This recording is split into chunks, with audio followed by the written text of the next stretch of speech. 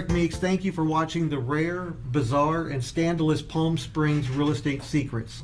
This is our first real live show that we've done, and I hope everything's working well for you out there in the audience. And we're going to go through this. It'll take us somewhere between about 45 minutes and an hour to go through the subjects. And I feel very fortunate to have one of my dear friends and a spectacular agent. Her name is Joan Martin, who's here with us today. Joan, thank you for joining us. You're welcome. Delighted to be here. For those of you who aren't familiar with Joan, she's been selling real estate down here for a couple of years and has a actually incredible base of knowledge when it comes to Palm Springs real estate, definitely. And she's made her mark with mid-century homes. What's that phrase that you use all the time, Joan? Smashing. Smashing houses. Yes. Smashing houses in Palm Springs. Yeah, if you ever Google smashing houses and Joan Martin's name, you will come up with multiple pages of sales where she's helped buyers and sellers over the years. It's really a spectacular history of selling homes on it. So thank you. I appreciate you joining. Delighted to be here. Joan actually represented the seller on a house. It's going to be our first subject here. And I'm going to move over here. The three subjects that we're going to talk about today are the Barbie house. And that was one where Joan helped the last seller buy it. I remember, was it 2012 or 2014, something like that, where she'd helped them buy it. They went through a remodel, and then a decade later listed it, and then she represented them as a seller. And another RE/MAX agent represented the buyer. His name's David Whittier, who we're hoping who could be here, but he just bought his first home, and he's apparently dealing with some plumbing issues while he's there. So after we talk about the Barbie house in just a minute, we're going to speak about the urban legend of Munchkinville, which I don't know if you're... What is Munchkinville? Munchkinville, I'm going to save the meat and potatoes up for later, but it is an area where it's an urban legend that was rumored to have been built by the midgets from The Wizard of Oz. And I'm going to go through here the in history Palm Springs. Here in Palm Springs, absolutely. Wow. And then our last subject that we'll talk about is the Scandalous portion of the Rare, Bizarre, and Scandalous show.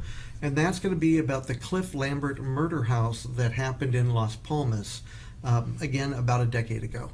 So Only about a decade ago. So grab your cup of coffee, get yourself comfortable in your seat, and I hope you enjoy this.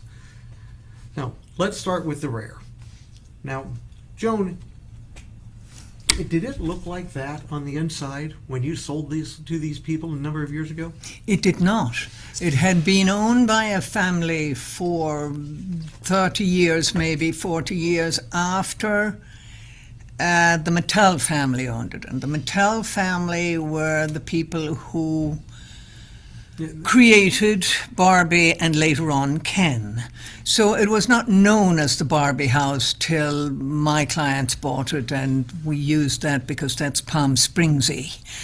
But in fact, the people that owned it did create the Barbie, and the Mattel toy company was huge. I think your clients found a spectacular target audience with absolutely. what they did. Absolutely. Especially catching Palm Springs as it became ever more kitschy, That's here. right. That's right. It gave an identity to a home that already had, I mean, I can't remember, the builder and the developer, it's on the screen, but I was just... The builder was Roy Fay. Roy Fay did a huge tract in El Rancho Vista Estates, which used to be called the Barbara Tract.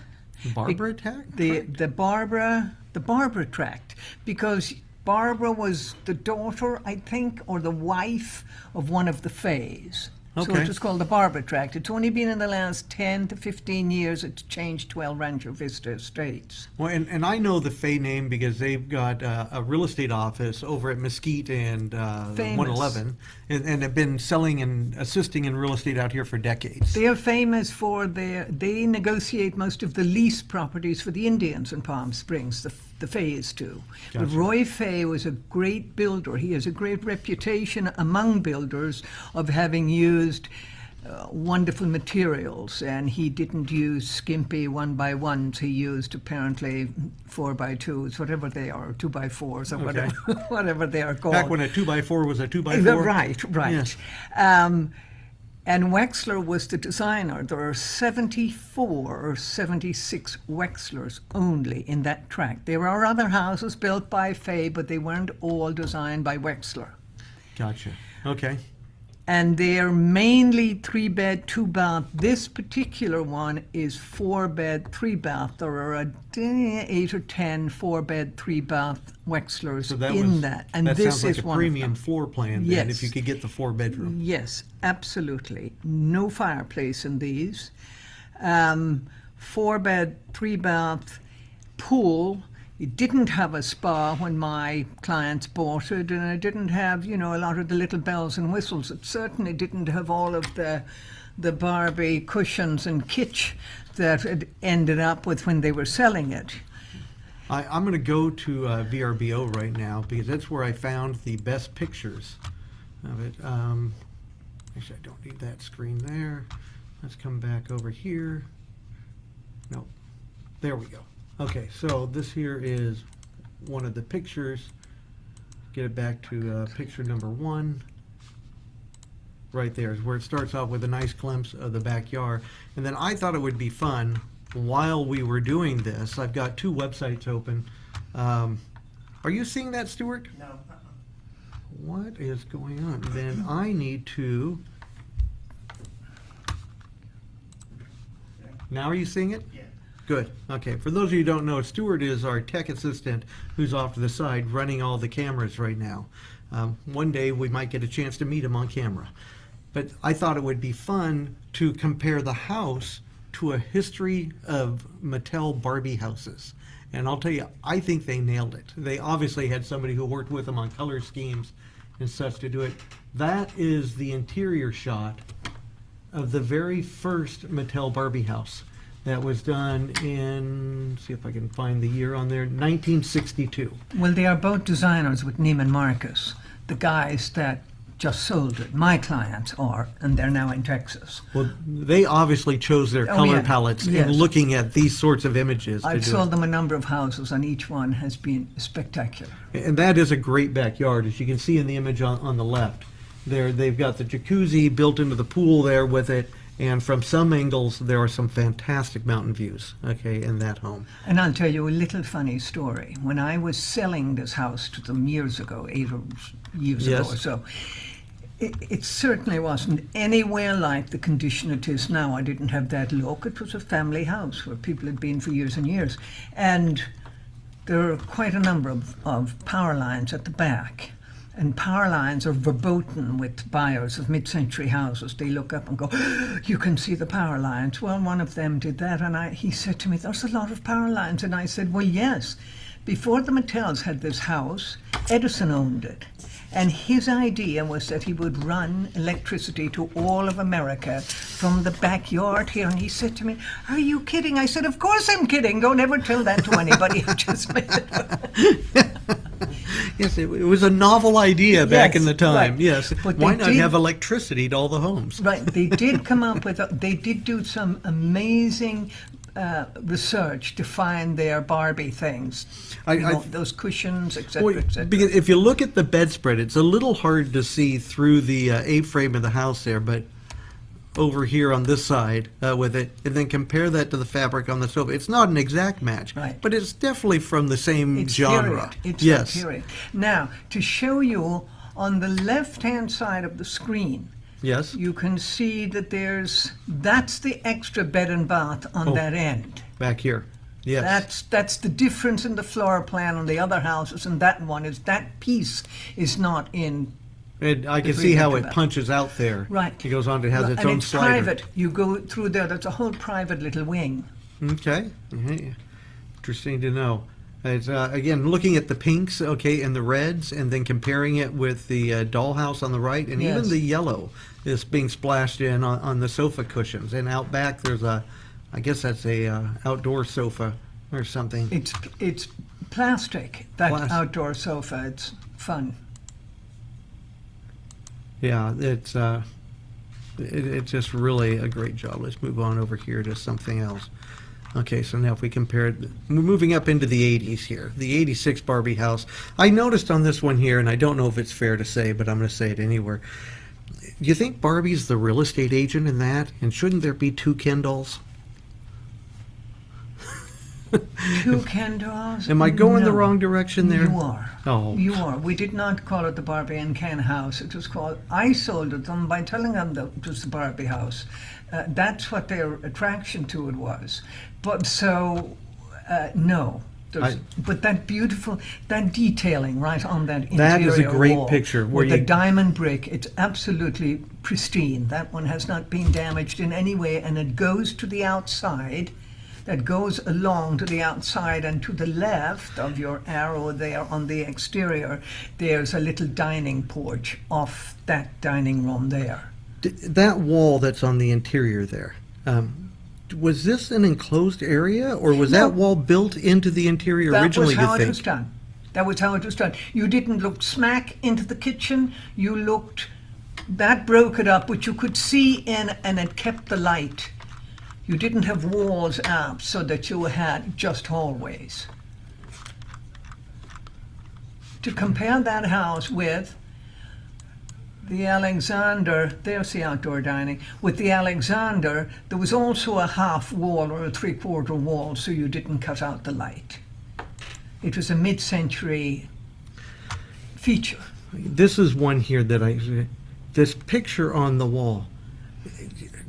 Do you have any idea who that is? I do. I asked them who it was, and now you'll excuse me, world. My mind is not what it used to be. It's much Okay. cleaner. I can't remember. Was it like a friend of theirs, or I wondered like I think that it's a friend. I think that it is, but then David and I, the agent from here that sold the house, we went over that a lot, and I did ask them. They had several pictures in there that they took, and that was, pardon me, that was one of them. But I don't remember who it was. It's Barbie-esque. Yes. Part of me was wondering.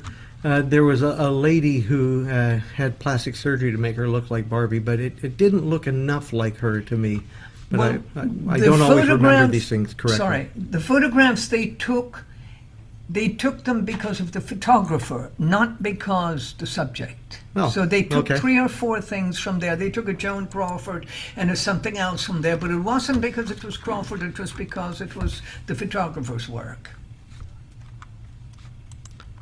Sorry, just trying to keep the images moving along here as we do the comparisons. I didn't find a lot of cabinetry in the kitchen. It seemed like it was all taken down maybe as they opened up the walls. Yes, I think it's not a chef's kitchen. It's, It's a fun house. again, nailed the shade of pink there. Yes, That it could be called Barbie pink. yes. The bedrooms as we go through And them. again, that painting over the bed, pulling in the colors. Yes, I also noticed the nagel back in Yes, the dining area. right, right. There on it. Again, that's adding a little bit of texture and dating to the home, moving it into the 80s at that point. And That's of when a lot of course, the the eight- flamingos. You must have flamingos. I saw the early picture of the flamingo Yeah. on it here, just as we get through the pictures, see what we can compare it to. There's one with some good color. Again, that's got to be a Barbie picture, an artist rendition of a Barbie. Yes. That does not look like a Mattel-generated photo, but something that an artist would do Yeah, to right. catch the style. Great blue in that. Through the windows, that color blue, the photography on the sky above, below, and through the window, and then over the bed that just ties in. It's gorgeous. I agree. You know, and these pictures are on VRBO. Yes. Right now, we're doing it there. So David's buyers must have the intent of continuing it on as a rental. Do you think that's what they're doing? Yes, yeah, they bought it furnished. They bought it sight unseen, actually. And Okay. they bought it furnished. They didn't see it till 2 weeks after they closed. And the same rental agent is working with them that was working with the former buyers all the way through. That's that fourth bedroom that we referred to. That must be correct, because it looks like we're looking back towards the living room through the open doorway Hold over here, and then on. onto the patio. So Yes. anyways, I believe Yes, so. yes. That's absolutely right. Yeah, again, those great colors that they got on it. I like even the frame Right. of the mirror matches kind of the decor in here, kind of an Art Deco period piece frame. Yes, they knew how to do this. They've had a couple of others as well, and they knew what to look for, what to find, and how to make them fun. Do you think that sofa is made out of plastic? I Now that do. looks like a big easy chair kind of thing. Well, it is. In life, it's a big easy chair, but it is made out of plastic because I banged on it when I was there, when I was listing it to see if I banged on that. Banged with your fist. Okay. Yes. Yes. Okay. Charming. And they put in this little A putting green area. A golf course. And there's one of the flamingos. I was That's looking right. for it in the picture. I saw this picture earlier from a different angle. And there's another one at the back of the house, under the window. And there's those great views. Yes. And those telephone poles that were originally built by Edison. Mm-hmm. Yeah, go figure on that. What a unique idea to feed electricity to the masses. That's right. That's Yes. right. But that's true with a lot of the neighborhoods in Palm Springs as you hit these mid-century homes, because they were all built at a time when power poles were used. It wasn't until I would say at least the later '60s, maybe even the '70s, till the city started undergrounding. Several neighborhoods where there being, you have to get 5 houses in a row to agree, 5 owners in a row, and then they Is that what it takes? 5 to do? 5 in a row. Yeah. My information is more than 10 years old on this here, but at the time it was about $10,000 per house. Yes, it still is, and 5 it? in a row. $50,000 is the, and then some. But that's what you start with. It's good to know. Well, those are some of the specialties that you bring to the table and the knowledge that you have. You're very good at this. I think we are back at the beginning. Yes, that was the last one, Yeah. which you must have taken this picture yourself with your cell phone or something. It's the one, all the other ones look like professional pictures, but whoever did Are it. you suggesting that my phone Is that your pictures phone? are not Let's see. professional? I think if we look close enough down here at the bottom somewhere, we'll see. Oh no, I meant this one. This one, of course. one. That's your That picture. one. Yes. And that's a movable bar. That's not attached to anything. It just sits Oh, there. okay. It's very nice. But it's sold with the home. It did. It just suddenly appeared there one day. Okay. Well, thank you, okay, for this here. I appreciate you going through that with us. We're right now at 17 minutes in. I knew it would be somewhere between 15 and 20 minutes. Doesn't time fly when you're having fun? It does. It absolutely does. And I've had great fun, and I hope people enjoy seeing that Wexler. And there are others, and I do know about them, and I work here. So thank you for your time, Eric. You're welcome. You're gonna stay here as we go to the next one, but so that we can take a break. Let's see if I can do this right. I set this up with a couple of quick commercials. Glad we saved money with that discount agent.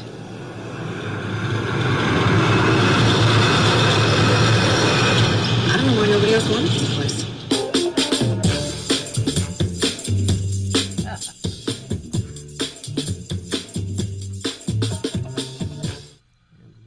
See this place? All right, I got this app. Would you like to tour the house? Yes, Please. Would you like to tour the house? we're here, dude.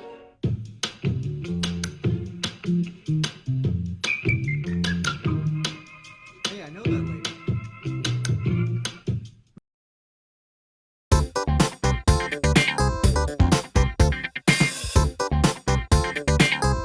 That's right.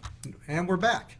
Okay. Thank you. Spotting typos and all. Yes. Okay, so now we're going to go into the bizarre on this one here. And for those of you who aren't familiar with it, there is an urban legend, okay, that has been around since before I was a kid. And there's a small group of houses at the top of the Araby Cove. And you're serious, you've never heard of Munchkinville before? Oh, no, but I'm very familiar with the rock houses. Yes. I've been in them. I know the owners. Me too, yes. Oh, yes. David. Yes.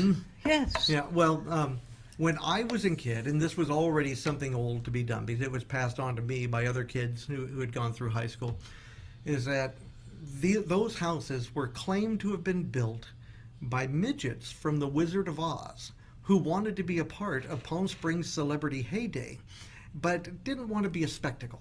And so they built some smaller than average homes up at the top of Araby Cove using just the natural rock that was gathered from the land, and they lived there. And so inevitably, on some Friday or Saturday night, usually with somebody's older brother or sister driving the car, maybe even some alcohol or some smoke involved, you'd say, well, let's go to Munchkinville. And you'd go up there, and because it's on a little cul-de-sac, okay, you'd drive around, it'd be dark, and you couldn't see it all very good.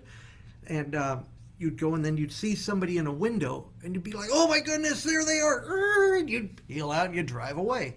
And that was an occurrence that probably happened so many times. It's a reason now that the road is barred, so that nobody can go up there. Private road. Okay, but in those days, that's what you did, and it was called Munchkinville. And I know that for at least 20 years longer, because 20 years later, I had a couple of nieces going to Palm Springs High, and when I told them the story, they're like, oh yeah, we still do that. So it gone on for decades, and may still be going on to some degree. I mean, I'm passing on the legend of it now. But the truth is, it was not built by midgets from the Wizard of Oz wanting to be it. If I bring up Munchkinville on Google Maps, and let me, I need to do this again, okay, so that I can do this. If I switch here now and go to Google Maps, okay, this is the area that's known as Munchkinville, okay, and if we back it out, the audience can see that we're over this way here right now. Am I right there? Here we are. Okay, we're right here by Ralph's, okay, in the Smoke Tree Shopping Center. So if you went on Highway 111 and then took Araby Drive, where's Araby Drive? Here we go. Through the Araby Cove, up here at the top, okay, there used to be a spot here on the end where it was just kind of a flattened lot. It's still there, but the owner with the, you're right, with the owner next. Oh, I'm at Bob Hope's house. I'm right. Got to go here. Right here, there's a just a flat. But the owner with the last home now puts out cones and prevents cars from going up there easily. But there is a fire break road that is made out of dirt that comes over to this little cluster of homes right here, and you and I both know the owner of those, but most people have not been into these homes. And so the level of knowledge of people not knowing anything about it or knowing the legend, I'm going to share some of the truth here, and I'm glad that you've been through them, because you'll be able to add to this part of the conversation. One person owns 3. Correct. Well, 3.5. Okay, because you've got actually 5 homes up there. Okay, if I zoom in just a little bit closer. Well, yes, it is 3.5 because he's with John Westman. John Westman on the other one, and a lot of land, and one woman owns the other, and it's a very popular vacation rental. Correct. The one over here on the left, if I do the little zoom on my mouse, that one is the most operational, in my opinion, of all the homes. Yes. And she runs it as a vacation rental. This area over here is actually a pool that is no longer functioning on that there. And then you have some other buildings that have just deteriorated so much that there's nothing of note there. But these houses, if we go from this one to this one, to there, to here. And actually, I think this house, or this is a garage, if I remember right, on that there. And then this house down at the bottom of the screen. This is the one owned with John Westman, and actually has the largest chunk of land that goes with it on that there. This one over here on the right is currently being lived in, or at least last I knew from a couple years ago, and I believe it still is now. This one right here is in a very decrepit status, and probably has walls with holes in it and torn down, and a roof that doesn't hold out the water anymore, and that there. And then this one, to me, could be revived on it, but was in very poor shape on the inside. These here, but they're very unique. The real story is on them. In the 1930s, there was a blacksmith in Palm Springs. I can't remember his name, but there was an article once in one of the local magazines that was printed on it. I dare say Palm Springs Life on it, but it may not have been them. It could have been another one. But there was a blacksmith who owned the land up here and wanted to do his own little subdivision development and didn't want to have to hire out for many of the trades, and literally gathered the rocks up from the land and built the exterior walls, just slathering the rocks with cement and stacking them. And that's why some of the walls are very wide at the bottom and get narrower as they go up. Handmade the doors, The window frames, I believe they're handmade. We're going to look at some pictures here in just a second as we go through it. But it was built by a man of average or below average means who built a little development of about 5 houses and then planned to subdivide the properties. If we look at these, right, Do you yeah. know if people lived in all of them, or did he live there, or? Over time, yes, people lived in them. As little as about a decade ago, where's my search bar on? Oh, right here. 2540 South Araby Drive, Palm Springs. Did I get that right? We'll do that one. That's Okay, so that's one of the addresses. So based on this, let's see, I think if I get rid of that, I'm trying to remember how I do it.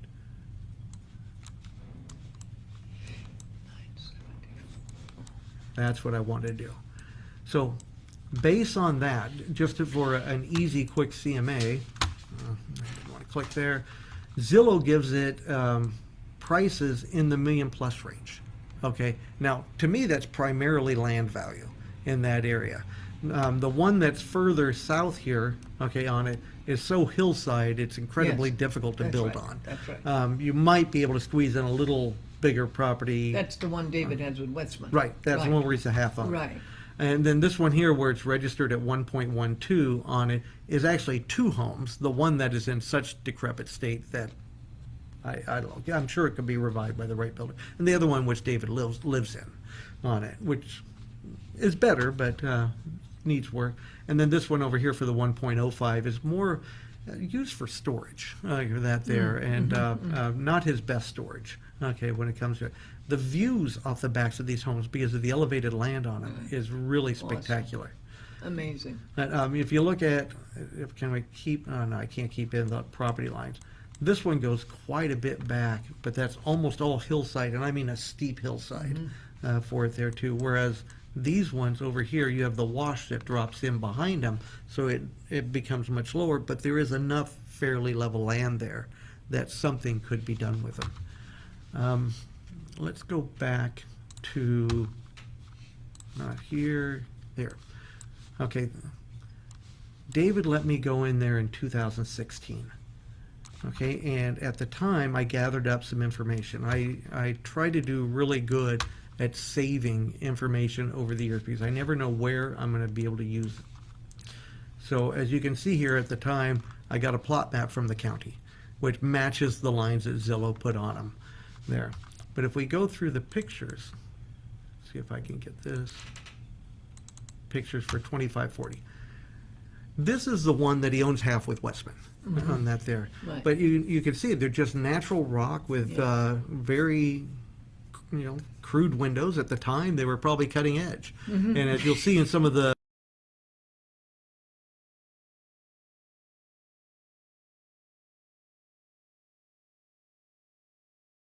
that if I had them, I would really want to keep them intact. I understand that David was shopping us both against each other a few years back for listing it. He invited me to see the rock houses because I'd seen his other properties, and I spent a couple of hours up there with him, and he told me a lot of interesting stuff about the property in general, and he was the one that told me about the woman down the street, how successful she was in her... He told him to. But by now they've put a gate there, it washed out, and then they had to go through all sorts of shenanigans to get the road built, but now they have a gate, so you just can't go in and out of there. You have to Correct. get the permission of Right. either he or the other lady. A gate with a real lock on it, too. Yes, right. Yes. Exactly. Now, this is the home that David lives in, okay, which this is not a great picture of it. You'll see it from some other angles. It is livable as we look at it, but the current owner does not do much repairs, even though he lives in it. But he flies the flag on the one that he lives in. He does, yes. This is one of the outdoor patios, which I hope the viewers can see the promise of what this could be. And yet it is functioning as its intended purpose Yeah, of a it covered is. patio area. And it's built out of stone, so it's not falling down. Right. It's When were they built? In the 30s? in the 30s. I don't have an exact date Yeah. on me, but 90 years ago. one or Yes. the other way. This is the front door, okay, going into it. And another thing, if we go back to the legend of it being midgets, one of the reasons that it was easy to believe that urban legend of it was that on most of these houses, you step down a little bit to go into it. If you'll notice here, it's kind of hard to see, but at the very bottom here, the ground going in is slightly higher, and I think there's a step here going into it. So imagine yourself a teenager, drunk at night, looking at it and already being told the houses are going to look like they're 2 to 3 feet shorter than they actually are. That's right. Okay. That is right. Yes, because I was surprised when I went in there that I wasn't, crunching down. So yeah. This is an outdoor staircase going up to the roof of it. Okay, and that's what the roof looks like, which I think it at the time was still keeping out the water on it. But look at the view that you start picking up out back. That is a very seldom seen kind of view in Palm Springs.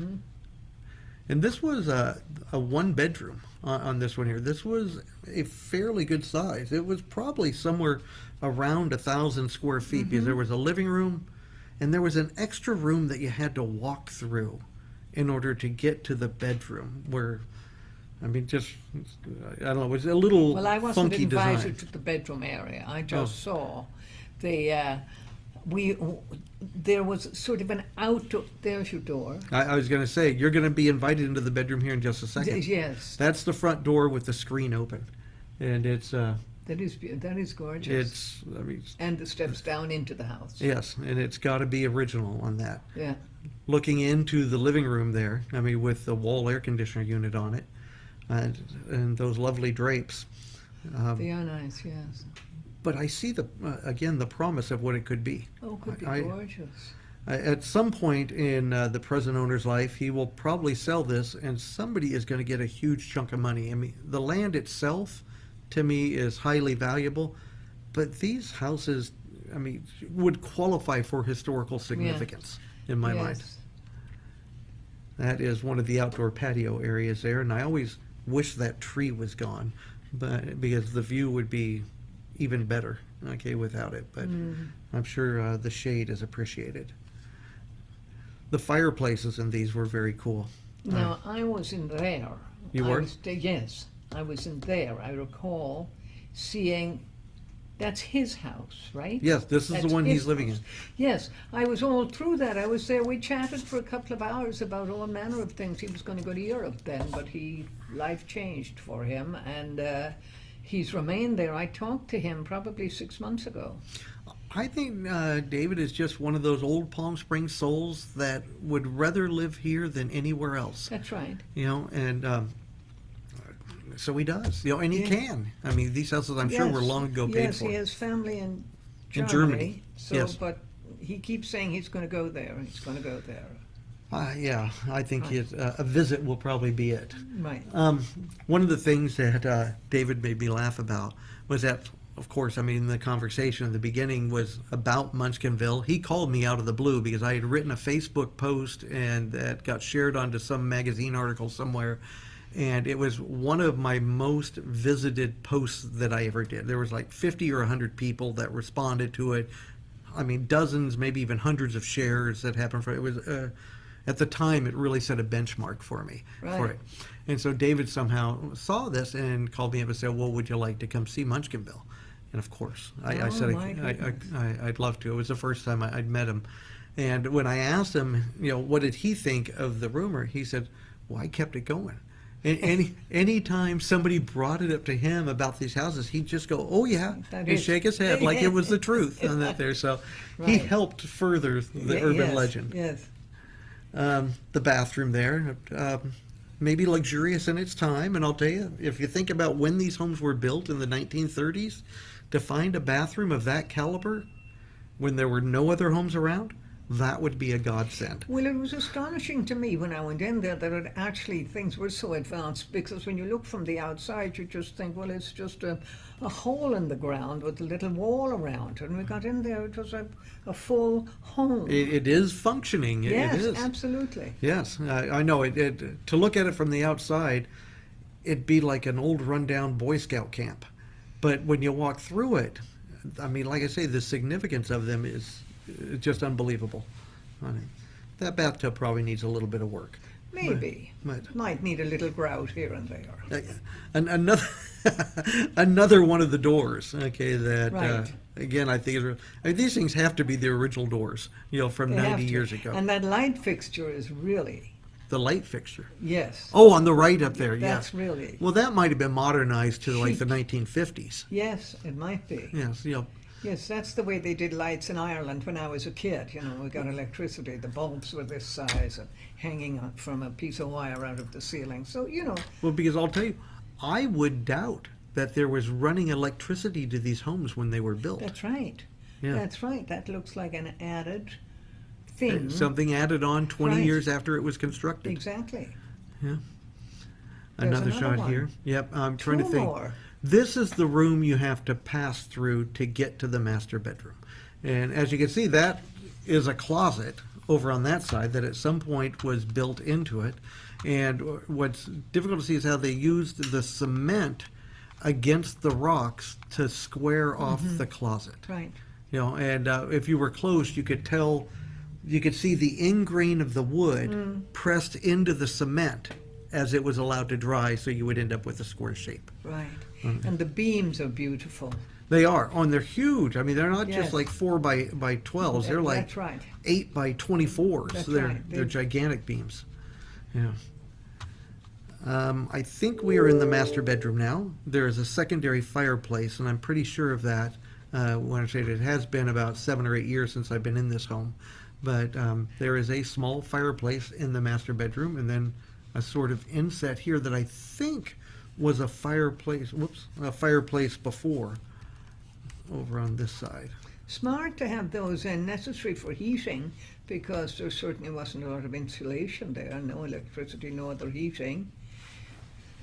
Yeah, I'm sorry. We've got somebody coming in. I'm asking Angel to watch the noise level.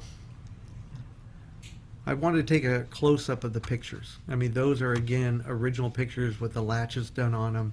I don't even know what they call. I mean, those are French panes, maybe? Is that what those are called? But it's... Well, nowadays, yeah, that is what's called French doors, but that is not what French doors are in Europe. French doors in Europe are huge panes of glass that open this way. The hinges are on either side, and the door will open. It will swing in from the top. The window will swing in from the top, so you can walk out. These are American French doors. I would buy into that. If a remodel were ever done, I I think would those are hope some... they'd keep those. I would too. I think sometimes the originality of pieces like that That's right. need to That's be right. retained if they can be. Oh, proof that I was in there. That's right. I did take a couple of pictures. Okay, I think we are... I'll get through those and back to the...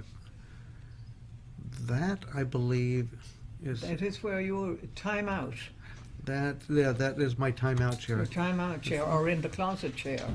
Yes. This is, we're back to the living room here. Okay, I shot the living room from another angle. The only piece of furniture that I saw in the whole thing, I mean, if you notice, in none of these rooms did I really see furniture, and yet this is where the owner lives. So I wonder how he lives, okay, in some of those. But he's making do up there. I need to lose some weight. There we go, the kitchen. You know, a luxury kitchen. I don't think it's anything that Emerald would be happy with. But again, if you were out in the middle of nowhere, that fridge might be an original one. As I look It at it there. might be. It might be. Love the Nice doors. door. Look at the Great size of those hinges. hinges. Yeah. The hinges are just amazing. Yeah, and it doesn't pick up a whole lot, but the latch here, it's literally like a latch that would be on a dungeon. It is. Those windows again, and now back to the outside. Again, that view. Yes. I think we're wrapping up near the end here. Then the front door just backing up a little bit. I almost feel like this is one of the other homes that I mistakenly added in this batch. But now it's been so long since I've been there. Yes, yeah. I wouldn't recognize one from the other either, to tell you the truth. I did sit on this back patio over here for a while and talk to David, and it was a very nice afternoon. Yes, I was outdoors with him as well, and he waters and waters and waters, and you wonder why, but he does. This is the small one that I said was close to that one there that we just looked at, but is in really too poor of shape to be lived in. You can see the walls are just down to 2x4s in some places on it, and the stone does not connect anymore. Pieces of it have fallen down. So, the best patio view, that really shows it. It's really great. And I think, Nice roof on that one. well, that's the one that is rented out as a vacation rental. Oh, So we're that's the picking other up a little bit ladies. of it, yes, Yes. in that shot there. Yeah. And then my last batch here, just a handful of pictures. This is the other one that's being used primarily for storage. I did walk through it, but there were places like the roof is not totally solid and the carpet was squishy under feet and it felt yucky. So And that I one didn't. has 2 fireplaces as well. Yes, yes, it does. One in the bedroom, one in the living room, if I recall right. Excuse me. But it had the best views and the positions of all the homes. It was the one that you could sit on the back and not see any of the other homes that would be off to the side of you. And it had a rooftop viewing place on it, too, a rooftop patio. Again, the step down going towards the front door, lending to the misperception of small people living there. Yes. Right there. But this is the place of Munchkinville in Palm Springs. But those are worth a fortune now. They are. The agent who gets it, and I think it should be you. I mean, Well, we'll earn a I nice. think it should be me too. Do but you? Yes, yes. Well, that's okay with me now. Which is why I visit him. 5 to 7 years ago, I would have fought you for the listing. Yes. These days, I would help you get it if I Well, could. Yes, well, then it should be ours. Okay. I'll work that deal out with you if we could just get Dave to sell, but I think he's still got another decade or so there before he's. I first met him when he would ride his bike up that very steep hill.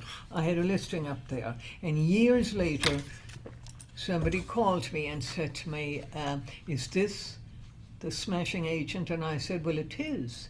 And he said, you won't know me. And he gave me his name. And I said, oh, I do know you. You're the man that rides the bike. And Yes. from that moment on, we were friends because I recognized who he was. He's an architect, you know.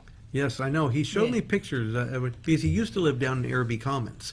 Right. And he had a house there that he sold for a nice chunk of money, and somebody else put up.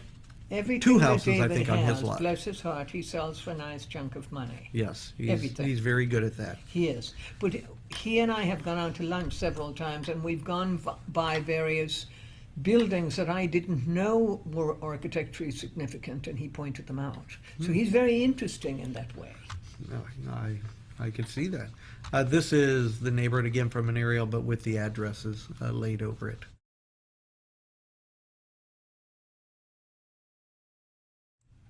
House for sale. Home for sale. Home for sale. Home for sale. Home for sale. We've got a home. Available now.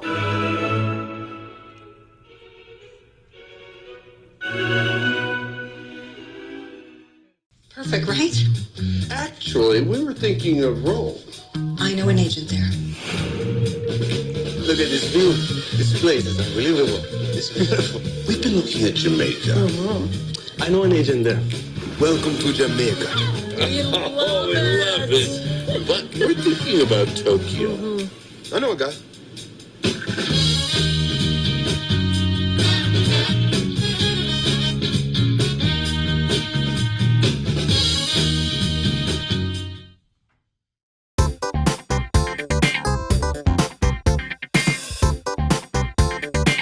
The scandalous part here.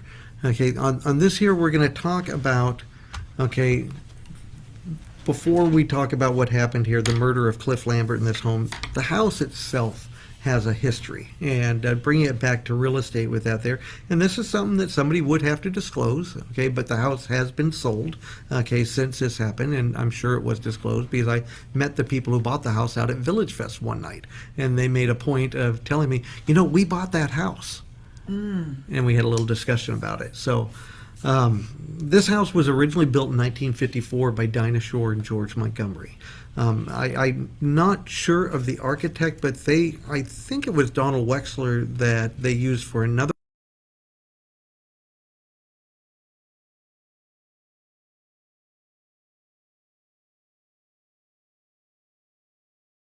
I'm not sure if you know or if our audience knows, but Dinah Shore and George Montgomery were in the habit of flipping homes in the Coachella Valley when they both lived here. Really? I real- did not know that. They have their name on about 14 or 15 different properties. How wonderful Okay, is that? where people can say, I own the Dinah Shore home. Right. Yes, but the truth was, and some of them were just like, in one of the neighborhoods that you like, a movie called The East. Mm-hmm. Okay, there's a couple of them over there, one very close to the Janet Leigh and Tony Curtis. Tony Curtis, thank you. Just down the street from them is a home that has the Dinah Shore moniker attached to it. But if you look at it, it's just a normal house. It's nothing nothing like this here in the Las Palmas neighborhood or the other one that DiCaprio bought. It's just a 3-bedroom, 2-bath, nice house that would have been bought and sold. But George Montgomery had a great talent for building things.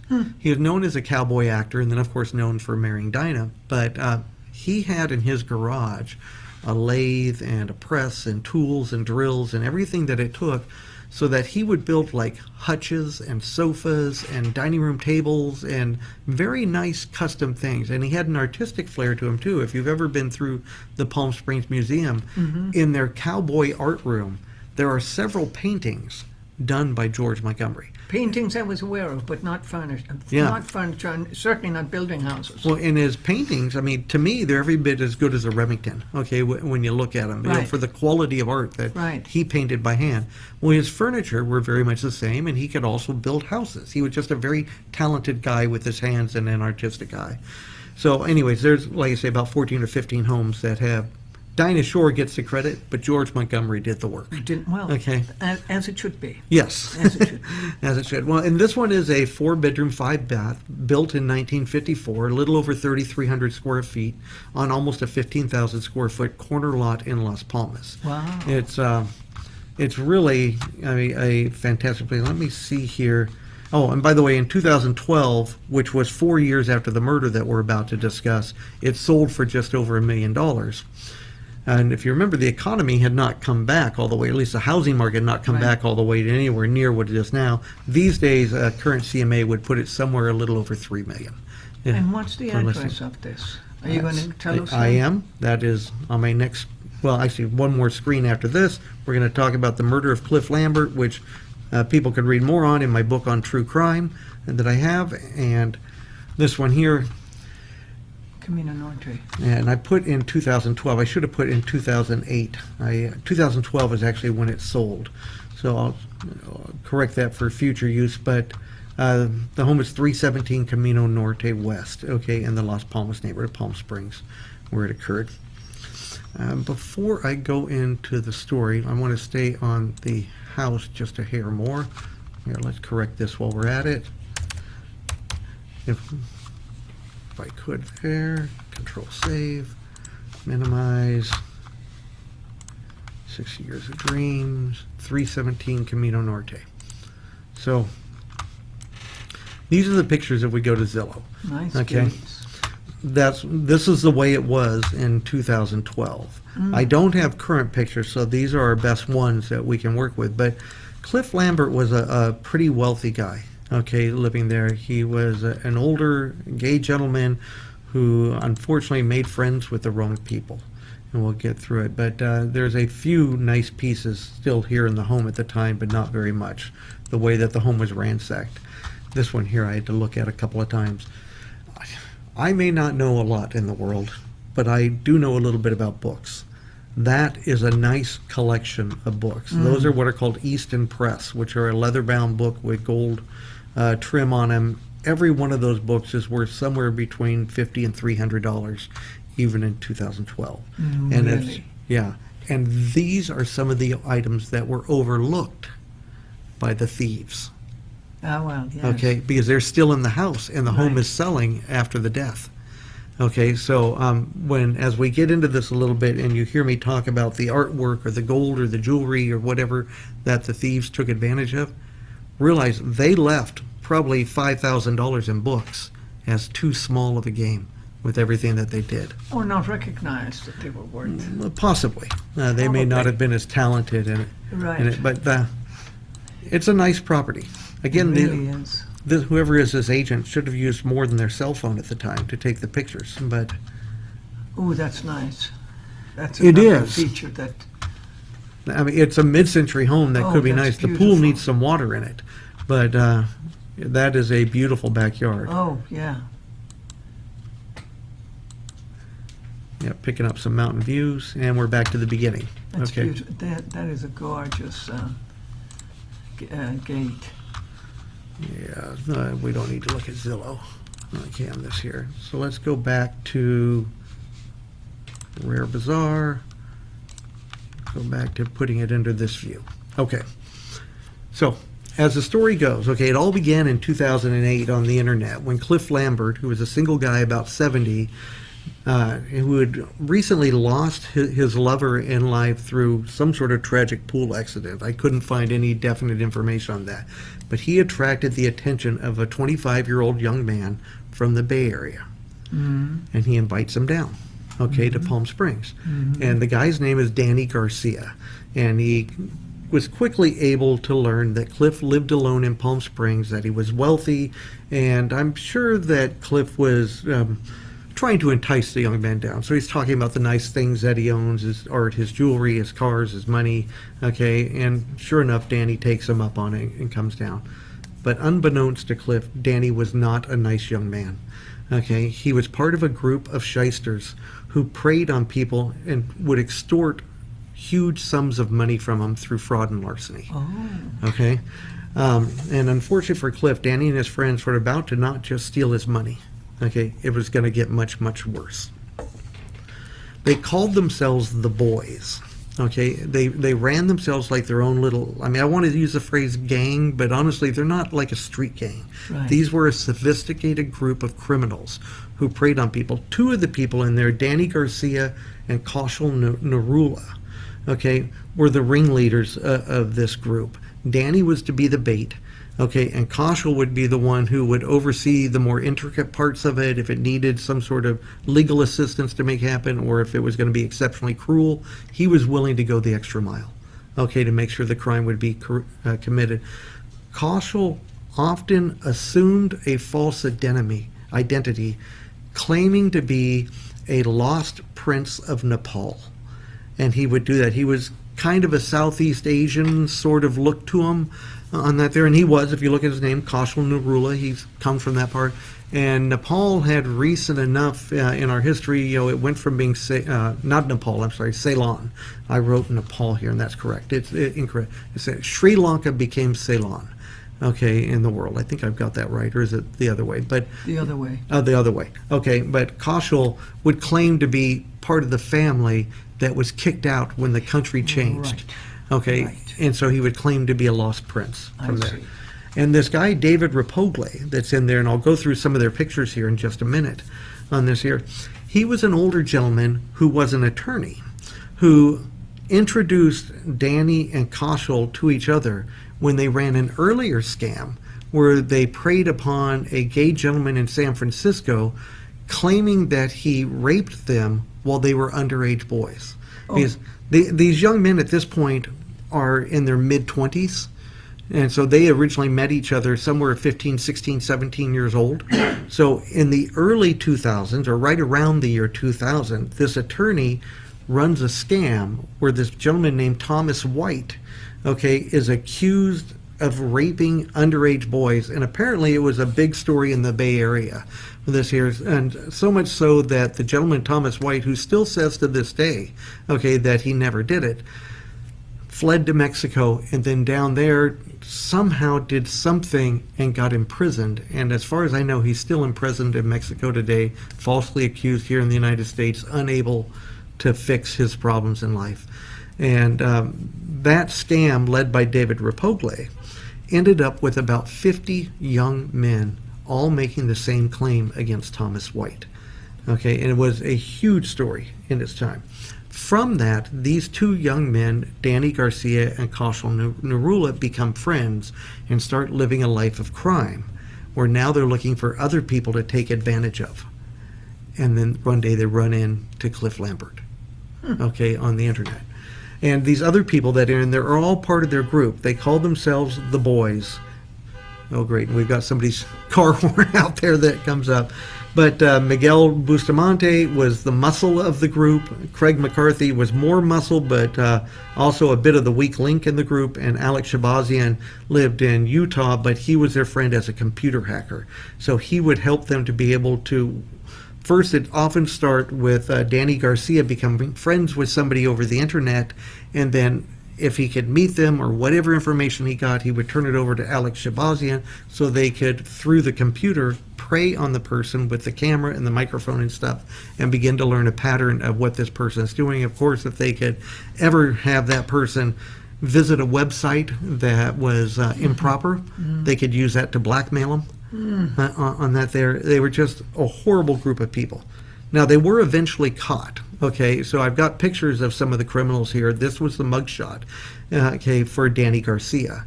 And him and all of the guys who were involved with it, I think one got away. There was a cousin, I think, named Dennis. Okay, and I couldn't find his last name through my research, who was the only one of the group who got away, and who knows where he is. Okay, but the rest of them were all eventually caught, and we'll get there here in a few minutes. But Danny Garcia was one of the earlier ones who got caught in it, and he was the one who was the bait who went down first and met Cliff. Danny found Cliff's home to be very much like Cliff had described. There were original watercolor paintings, some expensive framed lithographs. Okay, one was even signed by Picasso. Wow. Okay, there was an ancient Peruvian statue, a large Tiffany clock. I got this information that's on here in a combination of internet searches, but I actually did a public records request at one point through the Palm Springs Police Department, and that's how I was able to get some of the pictures here. When I wrote the book Palm Springs True Crime, I really wanted to be as factual as I could, okay, with it. And if somebody reads the book, and they're going to find it in much greater depth than what I'm going to go through here. There were just a lot of expensive knickknacks, gold cigarette cases, little statues, Tiffany stuff, around the property. Obviously, Cliff had some money and liked nice things. In the garage, okay, there was both a silver Mercedes convertible and a blue Rolls-Royce Corniche. So, I mean, Yes, he had nice something. cars, And you could yes. see by inviting the wrong people into his house. It's a story that we've all told our friends. I tell my kids, you can't trust who you run into on the internet. Right. Right. Okay, these are three of the other people, okay, there. And I look in the eyes of the guy on the right, Kaushal Narula. I mean, that's somebody who, even at the point that he's getting his mugshot taken, to me, it just doesn't appear like he's still got fight in him. That he's just, I don't know, to me, he's the worst of the bunch, okay, with everything I could read in it. The guy in the middle is the attorney, and the guy on the left, Craig McCarthy, was probably the weakest link, okay, in the group and the first to cave when it came time for it. He seemed to, in the stories that I could read on this here, he seemed to be the one that was always reluctant, always, are we sure we should do this sort of thing? And yet somehow the other ones would either bully or bribe him, increase his percentage of what he's going to get of the loot so that he would go through. Okay. So the first time Danny comes to Palm Springs alone, okay, but Cliff was not enamored with him. Okay, even though over the internet he might seem nice and promising and pleasant on him, Danny kept trying to get Cliff to invest in these alternative energy companies or Silicon Valley companies. Okay, Cliff wasn't interested, and Danny was sent away. And just so you know, I made other typos in there too. I'm reading it right now going, could I not spell Danny with two N's? Okay. When Danny left, though, the problem started. So he comes down for a weekend. They have whatever time they do. It's not a miserable time, even though he's not as charming of a young man as what he seemed in the beginning. But as soon as he left, Cliff gets I don't know if it's an email or what, or if he was just checking his bank accounts, but he sees that he has a charge for only $16 on his credit card. Danny had stolen one of Cliff's credit cards and upgraded his airline ticket to first class. Now, with no permission, which I know, it's a very small thing, but it really sets the tone for everything that follows on it. And Cliff's computer starts having problems. It gets glitchy. He eventually gets locked out. And it has to do with that Alex Shabazian, who's the computer guy. They're trying to start minimizing Cliff's ability to gather information at this point. Okay. And worse yet, a few weeks later, Cliff's home is burglarized and much of his artwork is stolen. Okay, so that's the first major offense. No, none of the boys claim to be in town. There's no communication with Danny, but the connection seems obvious for it. And about 6 weeks later, so about a few weeks later, Cliff's home is burglarized, and then about 6 weeks later, Danny knocks on Cliff's door with a bouquet of flowers in hand. Hey, I know we didn't have a good time, but I thought you were a nice guy. Do you think we could try and reconnect? Cliff is charmed a little bit and lets Danny in a second time. Okay. That weekend, while Danny is there, Cliff's house is burglarized for a second time. Okay, and this time they took the bulk of the remainder of the artwork, and Cliff's home was burglarized 2 more times over the next few months. So now he's starting to really have problems, and he's got nice things, and his house is obviously being targeted over and over. This is one of the other guys. This is Miguel Bustamante, and he was the muscle of the group. They knew him from a bar somewhere up in the Bay Area. He was the bartender and part of the group. They would hang out sometimes and do whatever they did, but part of the criminal enterprise. Okay, so by December of 2008, this is now a couple of months over, Kaushal and Narula call Cliff. Kaushal and Narula. This is the alleged.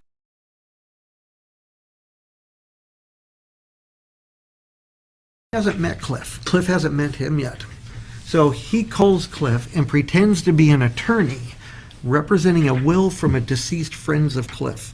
So somehow between Danny visiting the house and that friend who's the computer hacker, they're able to find somebody in Cliff's circle of friends that has died. And they pretend to be an attorney representing a will, and Cliff is going to get a fortune. It's in the millions of dollars, and there's artwork, and there's all sorts of stuff. And that there, so Cliff feels like he's somehow like it's good karma, and he's going to be made whole again, with this here.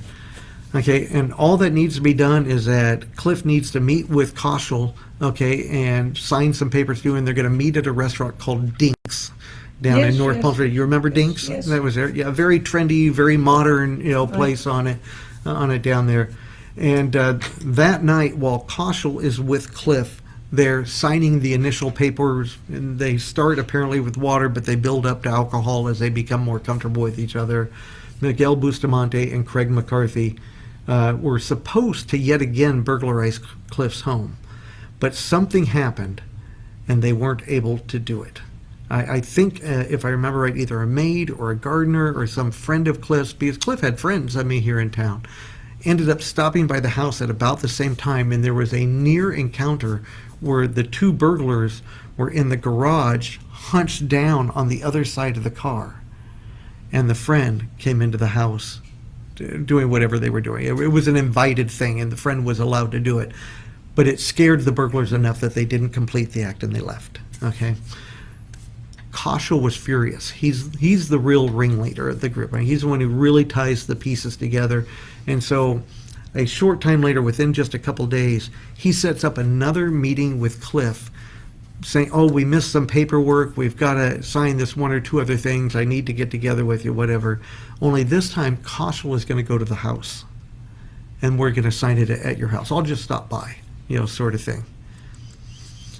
While he's there signing the paperwork with Cliff, he lets in Bustamante and Craig McCarthy. And The prince did. The prince did, without Cliff knowing.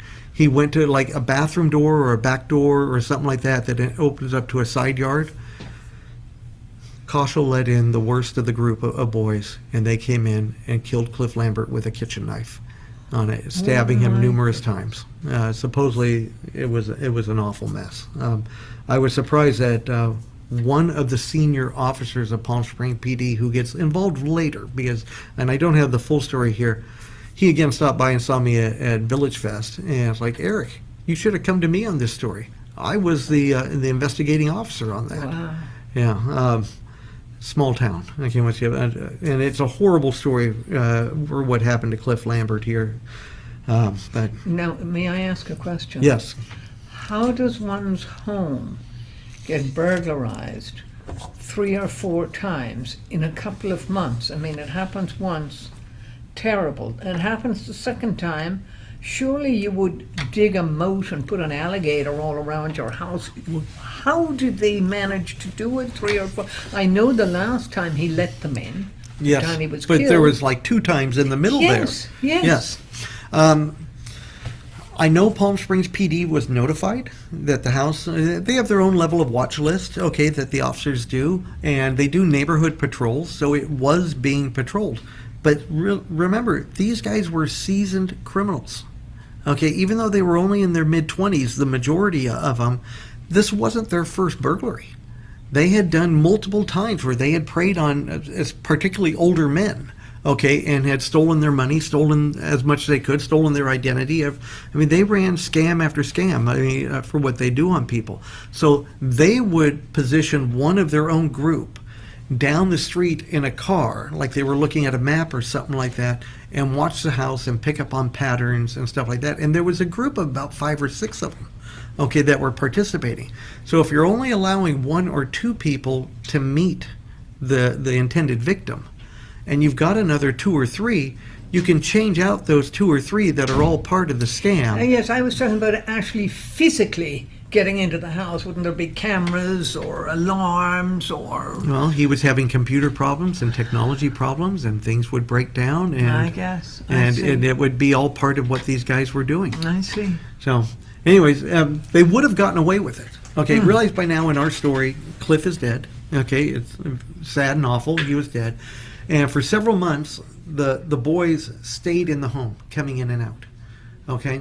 They didn't stay there full time, okay, but they would come in and out, and they would, again, they're watching it. They've got 2 or 3 of them that are not. They know that there are other people there, and they've gotten rid of the body by this point and done a makeshift cleanup on it, okay, for what's in there.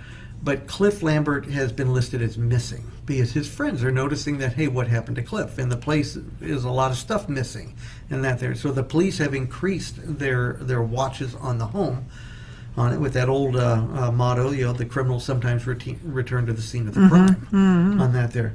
But what really screwed up the guys, and this year we're going to bring realtors back into this in just a second on that there, is that Coachella knew a local real estate agent and a title rep, okay, with Chicago Title.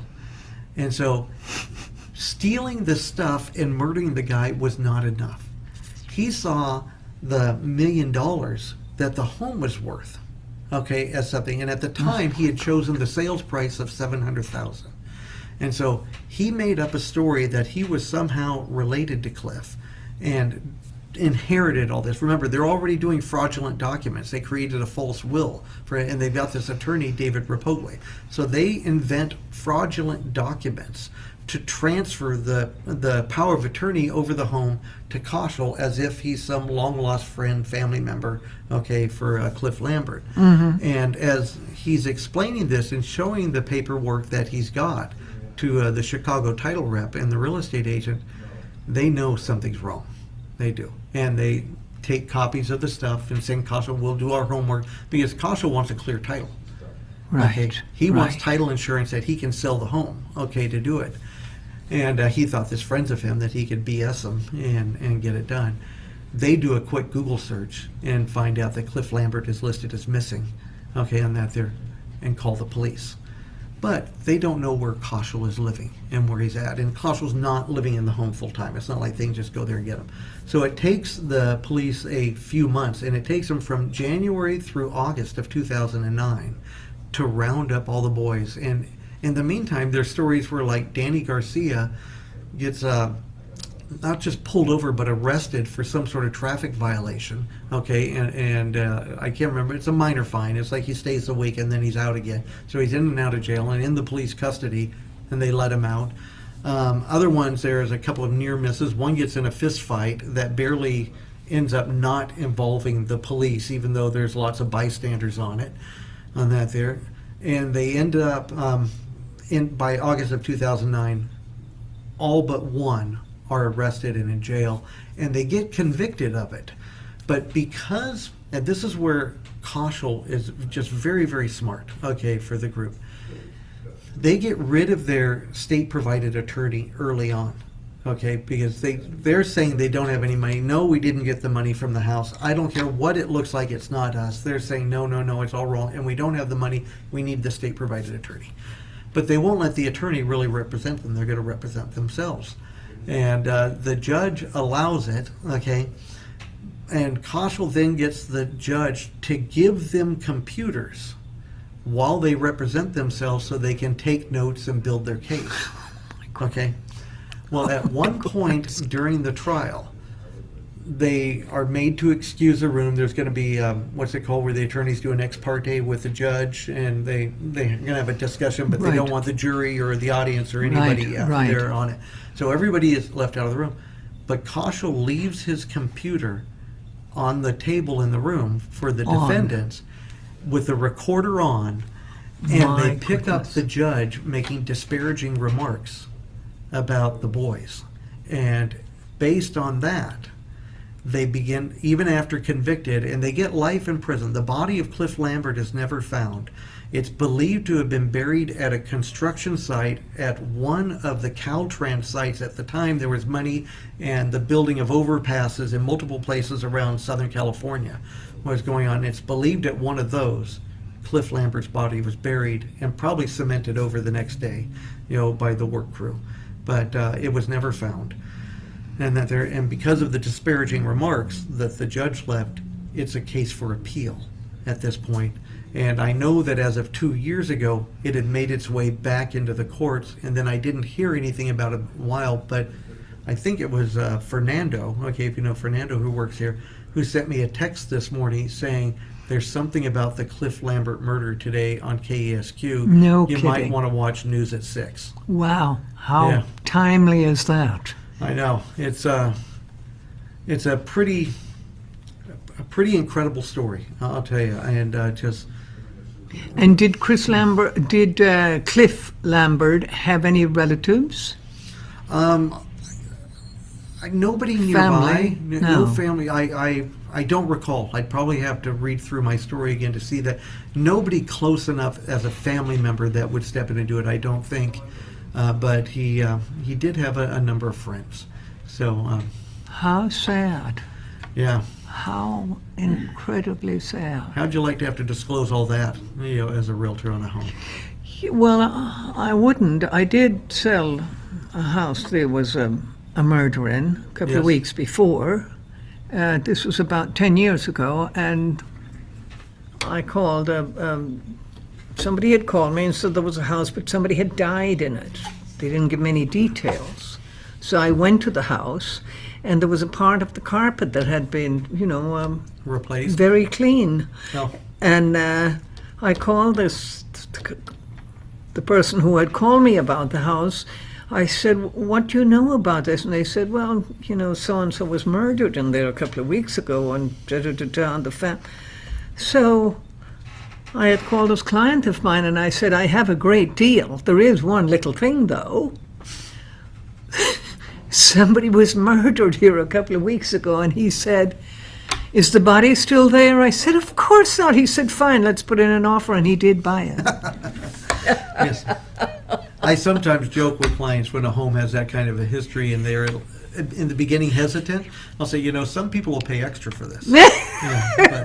But anyways, not to make too light of it, because No. it is a horrible. And it was horrible never, situation. his body was a poor fellow. His body was never found. So, well, I wanted we are wrapping up. I bet we're somewhere between that 40 minutes and an hour right now. Time flies fast, and I'd like to hear another story, though, like this last one. Couldn't you dig up another one and we do it? dig up. Yeah. How about for the next episode? That we'll do. Okay. I would like to do another one of these. I'm trying to decide if the next one is going to be another Rare, Bizarre, and Scandalous, or if it's going to be Weird Tales of Palm Springs, because I could go that direction and tell stories of ghosts and aliens and spaceships and stuff like that. That would be a lovely one for the next one. Yes. For those out in the audience, thank you very much for attending. Joan Martin, I really appreciate you being a part of you. this. Thank you. And I appreciate being invited. It was lovely. We will Thank do you. it again. And for you out there, thank you for watching Rare, Bizarre, and Scandalous Palm Springs Real Estate Secrets. Please like, subscribe, follow, friend, read some of my books. Those are all the websites that we are posted online. If you need anything and you don't know where to go, I'm not a hard guy to find. I work with Remax Desert Properties in Palm Springs, as does Joan. Thank you. Thank you again, and we'll see you soon. Okay. Bye-bye. Bye-bye. Thank you.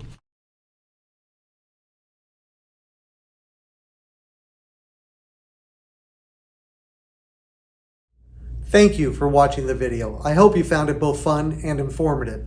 Please like and subscribe and make comments below.